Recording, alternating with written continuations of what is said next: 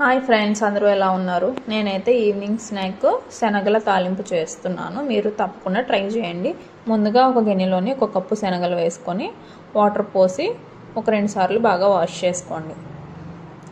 తర్వాత అదే గిన్నెలోని నిండుగా నీళ్లు పోసి ఒక 5-6 గంటల పాటు శనగల్ని నాననివ్వాలి. చూడండి, ఈ విధంగా నానిపోయాయి కదా. ఇందులో ఉన్న వాటర్ తీసేసి శనగల్ని కుక్కర్ గిన్నెలో వేసుకోండి. ఒక కప్పు శనగలకి ఒక కప్పు వాటర్ వేసుకొని మీడియం ఫ్లేమ్లోని ఒక 3 విజిల్స్ వచ్చేంత వరకు మనం ఉడికించుకోవాలి. చూడండి, శనగలు ఈ విధంగా ఉడికిపోయాయి కదా. తర్వాత స్టవ్ మీద ఒక కడాయి పెట్టుకోండి. అందులోని ఒక టేబుల్ స్పూన్ ఆయిల్ వేసుకోండి.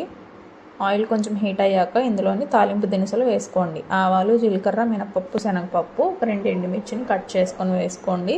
అలానే ఒక 2 వెల్లుల్లిపాయలు కూడా కట్ చేసుకొని వేసుకోండి. ఇవి కొంచెం ఫ్రై అయ్యాక ఇందులోనే మనం ఉడికించి పెట్టుకున్న శనగల్ని వేసేసి ఫ్రై చేసుకోండి. ఇందులోనే ఒక 2 రెబ్బల కరివేపాకుని కూడా తుంచుకొని వేసుకోండి.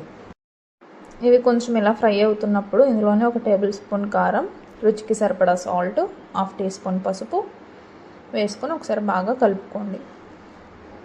మొత్తం అన్నీ కలిసిపోయాక తర్వాత ఇందులోని ఒక 1/2 టీ స్పూన్ ధనియాల పొడి వేసుకొని ఫ్రై చేసుకోవాలి. లాస్ట్లోని చాట్ మసాలా వేసుకొని ఫ్రై చేసుకొని స్టవ్ ఆఫ్ చేసుకొని పక్కకు దించుకోండి.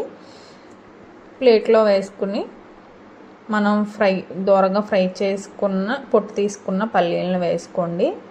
అలానే చిన్నగా కట్ చేసి పెట్టుకున్న ఉల్లిపాయలను కూడా వేసుకొని నిమ్మకాయ పిండుకొని తింటే టేస్ట్ అయితే చాలా బాగుంటుంది. మనకైతే చల్లగా వర్షాలు పడుతున్నాయి కదా, మీరు ఒకసారి ఈ విధంగా ట్రై చేయండి.